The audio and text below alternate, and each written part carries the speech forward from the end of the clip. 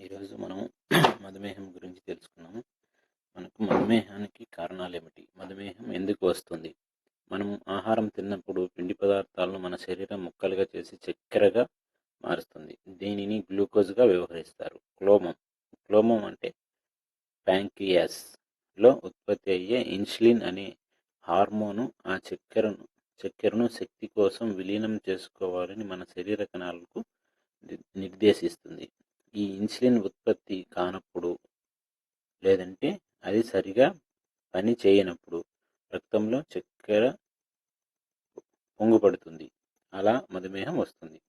శుద్ధి చేసిన చక్కెరలు మన శరీరంలో గ్లూకోజ్ స్థాయిని పెంచుతాయి. అంటే మనకు ఈ విధంగా ఎందుకు వస్తుందంటే మన శరీరంలో చక్కెర నిల్వలు పెరిగినప్పుడు దాంతోపాటు మన శరీరంలో ఉన్న క్లోమ గ్రంథి అంటారు.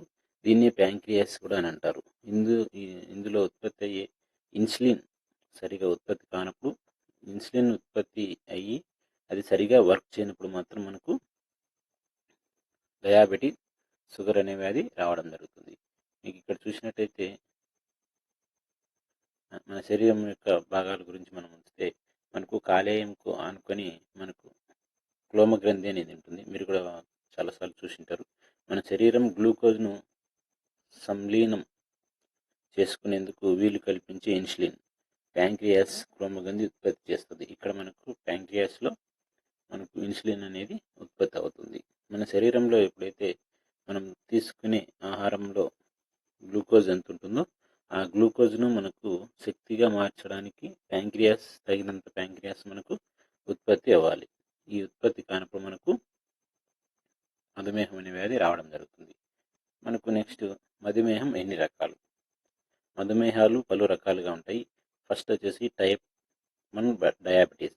ఇది ప్యాంక్రియాస్ క్లోమ గ్రంథి నుంచి ఇన్సులిన్ ఉత్పత్తి ఆగిపోతుంది. అంటే పూర్తిగా ఇన్సులిన్ ఉత్పత్తి అనేది రాకుండా స్టాప్ అయిపోతుంది. ఫలితంగా రక్తంలో గ్లూకోజ్ నిల్వలు పెరిగిపోతాయి. అంటే ఎప్పుడైతే ఇన్సులిన్ లేనప్పుడు చక్కెర స్థాయిని మన కణాలు శక్తిగా ఉపయోగించుకున్నప్పుడు మనకు ఈ సమస్య అనేది స్టార్ట్ అవుతుంది. ఎందుకు ఇలా జరుగుతుందనేది శాస్త్రవేత్తలు ఇప్పటి వరకు ఖచ్చితంగా గుర్తించలేదు. అయితే జన్యువుల ప్రభావం వల్ల లేదా క్లోమ గ్రంథిలో ఇన్సులిన్ ఉత్పత్తి చేసే కణాలు వైరల్ ఇన్ఫెక్షన్ దెబ్బతినటం వల్ల కానీ ఇలా జరుగుతూ ఉండవచ్చు అని వారు భావిస్తున్నారు. మధుమేహం ఉన్న వారిలో దాదాపు 10% మందికి ఈ టైప్ 1 డయాబెటీస్ ఉంటుంది. సెకండ్ వచ్చేసి టైప్ 2 డయాబెటీస్. ఈ టైప్ 2 డయాబెటీస్లో క్లోమ గ్రంథి తగినంత ఇన్సులిన్ను ఉత్పత్తి చేయదు లేదా ఉత్పత్తి అయిన ఇన్సులిన్ సమర్థవంతంగా పనిచేయదు. ఇక్కడ మనం చూసినట్టయితే టైప్ 1లో అసలు ఉత్పత్తి అవ్వదు. అంటే ఉత్పత్తి అవ్వకుండా ఆగిపోయి ఉంటుంది. టైప్ 2లో వచ్చేసి మనకు ఉత్పత్తి అవుతూ ఉంటుంది. తగినంత ఉత్పత్తి కాకపోవడం లేక ఉత్పత్తి అయిన ఇన్సులిన్ సమర్థవంతంగా అంటే సక్రమంగా పనిచేయకపోవడం మనకి ఇక్కడ కారణంగా చూసుకోవచ్చు. ఇంకా ఇది సాధారణంగా మధ్య వయస్కుల అంటే టైప్ 2 డయాబెటీస్ మధ్య వయస్కులు వృద్ధాప్యంలో జరుగుతుంది. అయితే అధిక బరువు శరీరానికి పని చెప్పని యువతలోనూ వస్తుంది. అంటే ఎక్కువ బరువు ఉండి వాళ్ళ శరీరానికి తగినంత పని చెప్పకపోయే యువకుల్లో కూడా ఈ టైప్ 2 డయాబెటీస్ రావడానికి మార్గాలు ఉన్నాయి.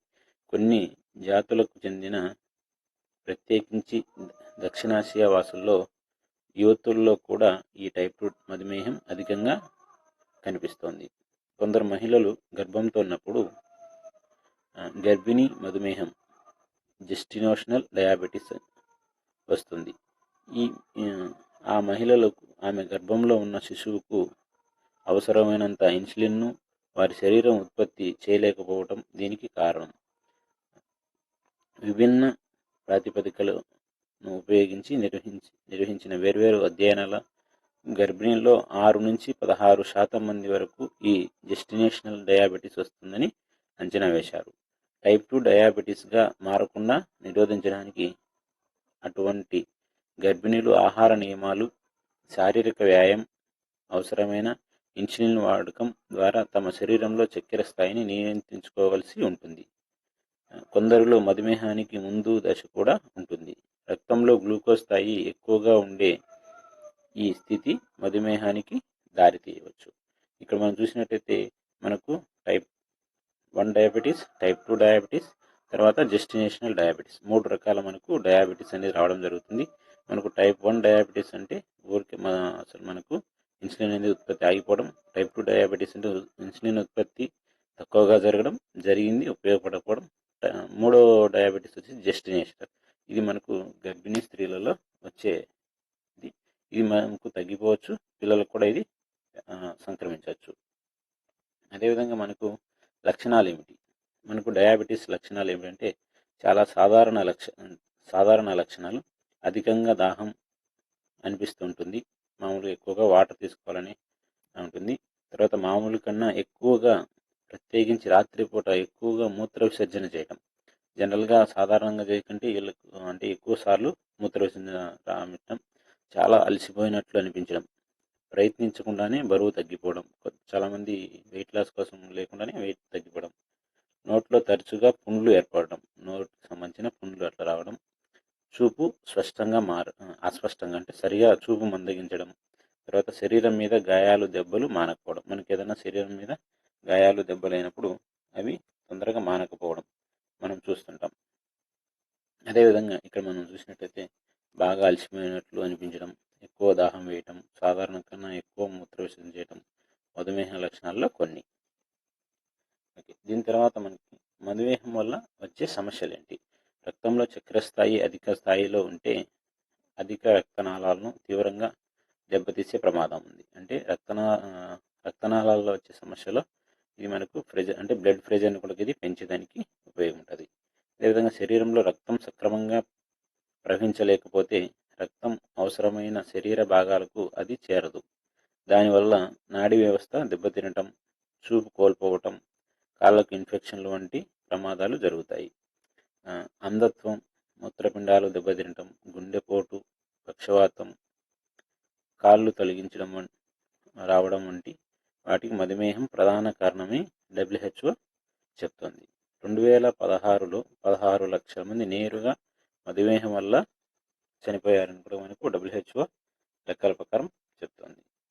ఇక్కడ అంధత్వము, మూత్రపిండాలు దెబ్బతినటం, గుండెపోటు, పక్షవాతం వంటి వాటికి మధుమేహం ప్రధాన కారణం. ఇక్కడ మనం చూసుకుంటే మధుమేహం ఎంతమందికి ఉంది? మనం లెక్కల గురించి వెళ్తే మధుమేహం ఎంతమందికి ఉందంటే WHO అధ్యయనం ప్రకారము 1980లో 10 కోట్ల మంది మధుమేహ వ్యాధిగ్రస్తులుంటే 2014లో ఆ సంఖ్య 42 కోట్లకు పెరిగింది. 1980లో వయోజనుల్లో 18 ఏళ్ళు దాటిన వయసు వారిలో 5% కన్నా ఎక్కువ మంది మధుమేహం ఉంటే, తక్కువ మంది ఉంటే 2014లో అది 8.5% పెరిగింది. మీరు ఇక్కడ చూసినట్టయితే పర్సంటేజ్ అనేది యువకుల్లో కూడా పర్సంటేజ్ అనేది భారీగా పెరగడం జరిగింది. మధుమేహంతో జీవిస్తున్న వారిలో దాదాపు 80% మంది ఆహారపు అలవాట్లు వేగంగా మారిపోతున్నాయి. మధ్య అల్పాదాయ దేశాల్లో ఉన్నారని ఇంటర్నేషనల్ డయాబెటీస్ ఫెడరేషన్ అంచనా. అభివృద్ధి చెందిన దేశాల్లో పేదరికానికి, నాసిరకం, శుద్ధి చేసిన ఆహారానికి మధుమేహానికి సంబంధం ఉందని చెప్తున్నారు.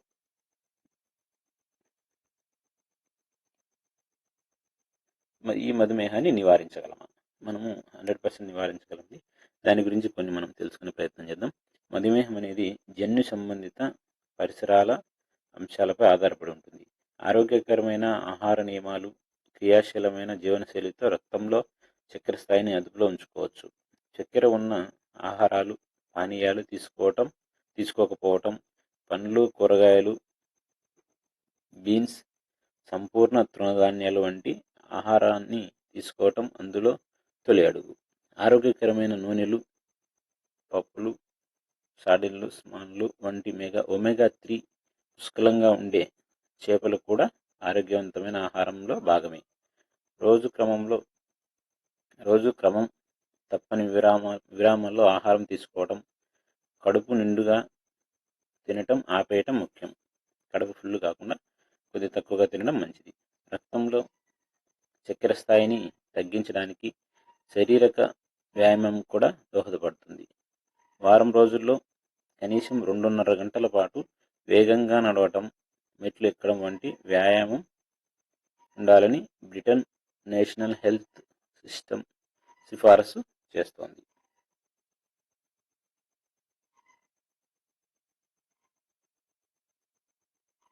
ఇక్కడ మనం చూసినట్టయితే శుద్ధి చేసిన చక్కెరకు బదులుగా పండ్లు, తృణధాన్యాలు వాడటం. మీరు ఇక్కడ చూసినట్టయితే బెల్లం కావచ్చు, కూరగాయలు, ఫ్రూట్స్లో కూడా కొన్ని రకాల ఫ్రూట్స్ మాత్రం మీరు ఇక్కడ చూస్తుంటారు. ఆపిల్ కావచ్చు, బత్తాయి అంటే తీపి తక్కువగా ఉండే కొన్ని రకాల ఫ్రూట్స్ మనం తీసుకోవచ్చు. అదేవిధంగా కూరగాయలు కావచ్చు, స్ట్రాబెర్రీస్, తృణధాన్యాలు అంటే ధాన్యపు సంబంధించిన బియ్యం కాకుండా మామూలుగా తృణధాన్యాలు అంటారు కదా, అటువంటి ధాన్యాలు కూడా మనం తీసుకోవచ్చు. అదేవిధంగా మనము ఇక్కడ మీరు ఇంకా గమనిస్తే కదలకుండా కూర్చునే జీవనశైలిని వదిలిపెట్టడం, వారంలో కనీసం 2.5 గంటలు వ్యాయామం చేయటం ముఖ్యం. ఆరోగ్యవంతమైన బరువు కూడా శరీరంలో చక్కెర శాతాన్ని తగ్గించడానికి సహాయపడుతుంది. ఒకవేళ బరువు తగ్గాల్సి ఉంటే నెమ్మదిగా తగ్గడానికి వారానికి 1/2 కేజీ నుంచి కేజీ చొప్పున తగ్గడానికి ప్రయత్నించండి. హృద్రోగులు ముప్పును తగ్గించుకోవడానికి కొలెస్ట్రాల్ స్థాయిని కూడా పరిమితిలో ఉండేలా చూసుకోవటం, మధుమేహానికి దూరంగా ఉండటం కూడా ముఖ్యం. ఇక్కడ ఇంతవరకు మనం తీసుకున్న ఇన్ఫర్మేషన్ అంతా కూడా మనం బీబీసీ న్యూస్ తెలుగు నుంచి మనము ఈ డయాబెట్ రాకుండా జాగ్రత్త పడడం ఎలా అనే ఒక గూగుల్ సెర్చ్ ద్వారా మీకు తీసుకున్న ఇన్ఫర్మేషన్ అంతా కూడా నేను అక్కడి నుంచి తీసుకోవడం జరిగింది. ఇక్కడ మనము ఇంకొక మీకు ఇన్ఫర్మేషన్ మీకు ఇవ్వబోతున్నాను. ఎందుకంటే ఇటువంటి డయాబెటీస్ నుంచి మనము రక్షించుకోవడానికి ఒక మంచి మీకు ఒక మూలికల గురించి మీకు చెప్పదలుచుకున్నాను. దాంట్లో ఫస్ట్ ఆఫ్ ఆల్ వచ్చేసి మనకు ఆమ్లాకి ఇది విటమిన్ సితో సమృద్ధి ఉంటుంది. ఆమ్లాకి అంటే ఉసిరికాయ అంటే ప్రతి ఒక్కరికి తెలుసు. ఇది మనం ఉసిరి తీసుకోవడం వల్ల రక్తనాళాలను నిర్వహిస్తుంది, అంటే రక్తనాళాల్లో వచ్చే ప్రాబ్లమ్స్ను నిర్వహిస్తుంది మరియు రోగ నిరోధక శక్తిని పెంచుతుంది. డయాబెటీస్ను బాగా నిర్వహించడానికి అంటే డయాబెటీస్ని మెయింటైన్ చేయడానికి, అలాగే ఉబ్బసం వంటి శ్వాసకోశ వ్యాధులను కూడా ఇది సహాయపడుతుంది. అంటే మనకు ఉసిరి చాలా తెలుసు, దీంట్లో విటమిన్ సి అనేది చాలా సమృద్ధిగా ఉంటుంది. ఇది విటమిన్ సితో పాటు రక్తనాళాల్లో వచ్చే సమస్యలు, మనకి ఏదైతే హృద్రోగాలకు సంబంధించి రక్తనాళాల్లో ఉండే ఏదైతే గ్లూకోజ్ నిల్వలు పెరిగిన సమస్యలను, అదేవిధంగా రోగ నిరోధక శక్తిని కూడా ఇది పెంచుతుంది. అదేవిధంగా డయాబెటీస్ను మెయింటెనెన్స్ కూడా చేస్తుంది. అదేవిధంగా ఉబ్బసం వంటి శ్వాసకోశ వ్యాధులను కూడా ఇది సహాయపడుతుంది. దాని తర్వాత హరిద్ర అంటే మనం చూడొచ్చు పసుపు మనము చాలా యాంటీ ఆక్సిడెంట్గా పూర్వకాలం నుంచి కూడా మనం వాడతాం. ఇది యాంటీ ఆక్సిడెంట్గా ఉపయోగపడుతుంది మరియు యాంటీ ఇన్ఫ్లమేటరీగా, యాంటీ అలర్జీ, క్రిమినాశకం కూడా పనిచేస్తుంది. అదేవిధంగా రక్త ప్రక్షాళన అంటే రక్తాన్ని ప్రక్షాళన కూడా చేస్తుంది. అంటే మనకు రక్తాన్ని ఒక రకంగా ప్యూరిఫై కూడా చేయడం జరుగుతుంది. ఆ రక్తాన్ని ప్యూరిఫై చేయడం వల్ల మనకి రక్తంలో ఉండే చక్కెర స్థాయిని కూడా ఇది కంట్రోల్ అవ్వడానికి కూడా చాలా బాగా ఉపయోగపడుతుంది. దాని తర్వాత తవాకా అనేది మనకు చూసినట్టయితే మన మసాలా దినుసుల్లో కూడా వాడుతుంటాము. చెక్కకు సంబంధించిన ఇది వచ్చేసి కాలేయం పనితీరును మెరుగుపరచడానికి, ప్రకోప పెరుగు సిండ్రోమ్ పద్ధతులను ఇస్తుంది.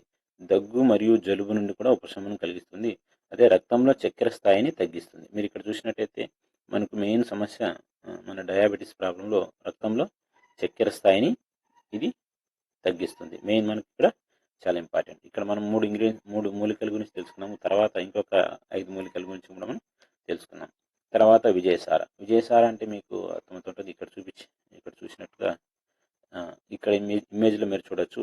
ఇది రక్తంలో చక్కెర స్థాయిని నిర్వహించడానికి మరియు నియంత్రించడానికి శరీరం యొక్క సహజ సామర్థ్యాన్ని, అంటే మీరు ఇక్కడ గమనించవచ్చు, ప్యాంక్రియాస్ ఏదైతే క్లోమగ్రంథి ఉందో అది సహజంగా ఇన్సులిన్ ఉత్పత్తి చేయడానికి ఇది సహకరిస్తుంది. ఇక్కడ మనం ఏదైనా గమనించినట్టయితే మనం చక్కెర స్థాయిని తగ్గించుకోవడానికి ప్రయత్నం చేసేటి ఎక్కువ ఉన్నాయి, కానీ ఇన్సులిన్ ప్రొడ్యూస్ చేసుకోవడానికి అంటే శరీరం తన యొక్క సహజ సామర్థ్యాన్ని అంటే న్యాచురల్గా అది ఏదైతే చేయాలో అది చేయడానికి ఇది సమర్థవంతంగా పనిచేస్తుంది, సహాయపడుతుంది.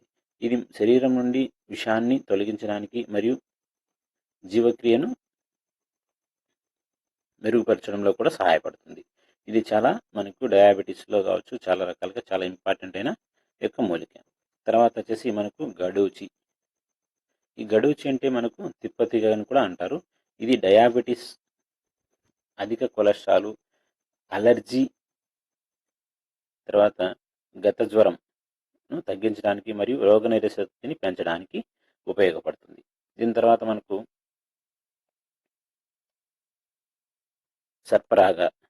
సర్పరాగ ఇది వచ్చేసి మనకు యాంటీ డయాబెటిక్ అంటే మనకు ఏదైతే డయాబెటిక్ ఉంటుందో దానికి యాంటీ డయాబెటిక్గా పనిచేస్తుంది. తర్వాత ఫరార్జీ యాంటీ బ్యాక్టీరియల్, యాంటీ మైక్రోబియల్ మరియు మూత్ర విసర్జన లక్షణాలు అంటే మనకు డయాబెటీస్ రోగుల్లో మనకి మూత్ర విసర్జన లక్షణాలు ఏదైతే ప్రాబ్లమ్స్ ఉంటాయో ఆ లక్షణాలను కూడా ఇది మనకు మెయింటైన్ చేయడం జరుగుతుంది. దాని తర్వాత నెక్స్ట్ వన్ ప్రోడక్ట్ పిపాలి.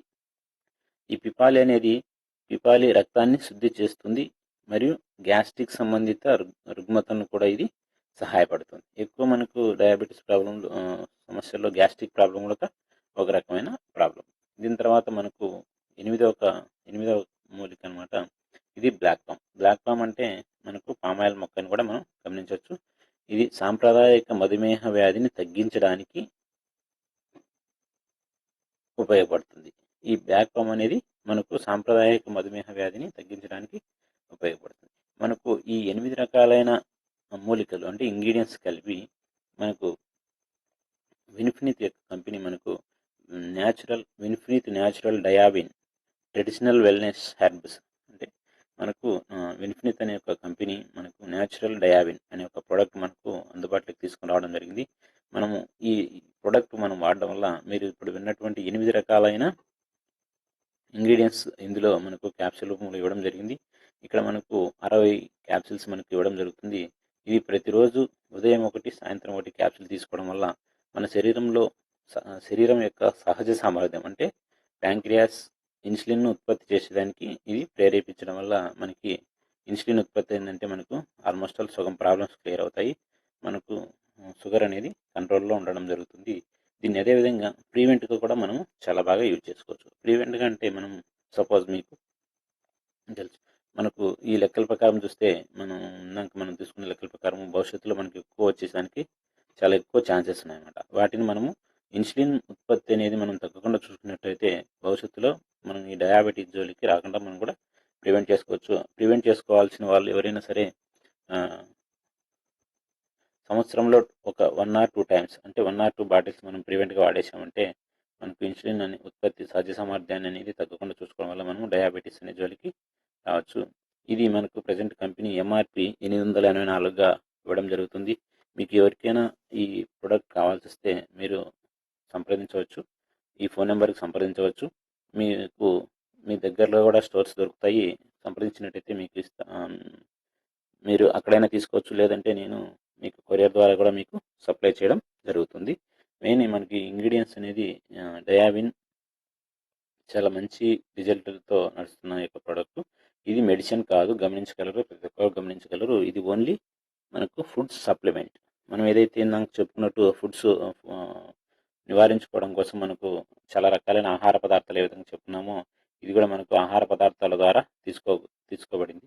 ఇది మెడిసిన్ కాదు. ఇది మనం ఏదైతే ఆహారంలో తీసుకున్నట్టు మీరు మూలికలు గమనించాం కదా, 8 రకాల మూలికలను మనకు ఆ యొక్క పొడి చేసి ఆకులు, కొమ్మలు, ఎర్ల నుంచి పొడి చేసి మనకు క్యాప్సూల్ రూపంలో ఇవ్వడం జరిగింది. ఇది చాలా మంచి ట్రెడిషనల్ అంటే సాంప్రదాయం యొక్క ఆరోగ్యకరమైన మూలికల నుంచి తీసుకోవడం జరిగింది. ట్రెడిషనల్ వెల్నెస్ ఆఫ్ హెర్బ్స్ అనమాట. ఇది మీకు ఎవరికైనా కావాల్సి వస్తే ఈ నెంబర్కి కాల్ చేయొచ్చు. నా పేరు మురళీమోహన్. నేను కడపలో ఉంటాను. నా ఫోన్ నెంబర్ 7702070935. థ్యాంక్ యూ అండి. Infinity of wealth and health.